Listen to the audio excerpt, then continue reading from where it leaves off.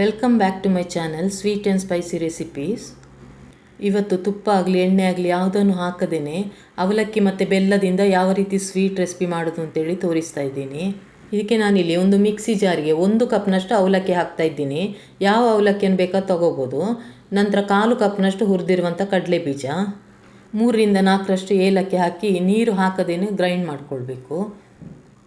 ನೋಡಿ, ಈ ರೀತಿ ಪೌಡರ್ ಮಾಡಿದ ನಂತರ ಅದಕ್ಕೆ 1 ಕಪ್ನಷ್ಟು ನಾನಿಲ್ಲಿ ತುರಿದಿರುವಂಥ ತೆಂಗಿನಕಾಯಿ ಹಾಕ್ತಾ ಇದ್ದೀನಿ. ನಂತರ 1/4 ಸ್ಪೂನ್ನಷ್ಟು ಉಪ್ಪು ಹಾಕಿ ಮತ್ತೆ ಗ್ರೈಂಡ್ ಮಾಡ್ಕೊಳ್ಬೇಕು. ನೋಡಿ, ಈ ರೀತಿ ಗ್ರೈಂಡ್ ಮಾಡಿಕೊಂಡು ಪಕ್ಕಕ್ಕೆ ಇಟ್ಕೊಳ್ಳಿ. ನಂತರ ಒಂದು ಪ್ಯಾನನ್ನು ಸ್ಟವ್ ಮೇಲೆ ಇಟ್ಟು ಅದಕ್ಕೆ 1 ಕಪ್ನಷ್ಟು ಬೆಲ್ಲದ ಪೌಡರ್, ನಂತರ 1.5 ಕಪ್ನಷ್ಟು ನೀರು ಹಾಕಬೇಕು.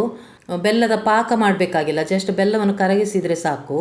ನೋಡಿ, ಬೆಲ್ಲ ಪೂರ್ತಿಯಾಗಿ ಕರಗಿದ ನಂತರ ನಾವು ಪುಡಿ ಮಾಡಿಟ್ಟಿರುವಂಥ ಅವಲಕ್ಕಿಯ ಮಿಶ್ರಣವನ್ನು ಸೇರಿಸಬೇಕು.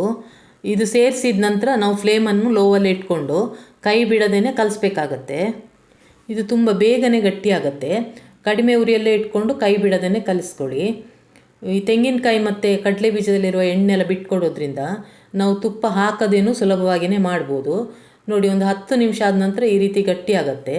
ನಂತರ ಇದನ್ನು ಒಂದು ತುಪ್ಪ ಅಥವಾ ಎಣ್ಣೆ ಹಾಕಿರುವಂಥ ಒಂದು ತಟ್ಟೆಗೆ ಹಾಕ್ಕೊಂಡು ಎಲ್ಲ ಕಡೆ ಒಂದೇ ರೀತಿ ಆಗುವಂತೆ ಈ ರೀತಿ ಪ್ರೆಸ್ ಮಾಡಿ. ನೋಡಿ, ತುಂಬ ಸುಲಭವಾಗಿ ಮಾಡ್ಬೋದು ಈ ಸ್ವೀಟನ್ನು. ನೋಡಿ, ಈ ರೀತಿ ಮಾಡಿದ ನಂತರ ಇದನ್ನು ಪೂರ್ತಿಯಾಗಿ ತಣ್ಣಗಾಗಲಿಕ್ಕೆ ಬಿಡಬೇಕು. ತಣ್ಣಗಾದ ನಂತರ ನೋಡಿ, ಒಂದು ಪ್ಲೇಟಿಗೆ ನಾನು ಹಾಕ್ತಾ ಇದ್ದೀನಿ. ನೋಡಿ, ಮೇಲ್ಗಡೆಯಿಂದ ಸ್ವಲ್ಪ ಪ್ರೆಸ್ ಮಾಡಿದರೆ ಈಸಿಯಾಗಿ ಇದು ಬಿಟ್ಕೊಡತ್ತೆ. ಇದನ್ನೀಗ ನಮಗೆ ಬೇಕಾದ ಆಕಾರಕ್ಕೆ ಕಟ್ ಮಾಡ್ಕೊಳ್ಬೋದು. ತೆಂಗಿನಕಾಯಿ ಮತ್ತು ಬೆಲ್ಲ ಎಲ್ಲ ಹಾಕಿ ಮಾಡಿರೋದ್ರಿಂದ ಸಾಫ್ಟಾಗಿ ತುಂಬ ಟೇಸ್ಟಿಯಾಗಿದೆ. ನೋಡಿ, ಎಷ್ಟು ಸಾಫ್ಟಾಗಿದೆ ಅಂತೇಳಿ. ನೋಡಿ, ರೆಸಿಪಿ ನಿಮಗೆ ಇಷ್ಟ ಆಗಿದ್ದರೆ ಒಂದು ಲೈಕ್ ಕೊಡಿ, ಸಾಧ್ಯವಾದಷ್ಟೆಲ್ಲ ಶೇರ್ ಮಾಡಿ. ಹೊಸಬರು ಯಾರಾದರೂ ನೋಡ್ತಾ ಇದ್ದರೆ ದಯವಿಟ್ಟು ಸಬ್ಸ್ಕ್ರೈಬ್ ಮಾಡ್ಕೊಳ್ಳಿ. Thank you for watching.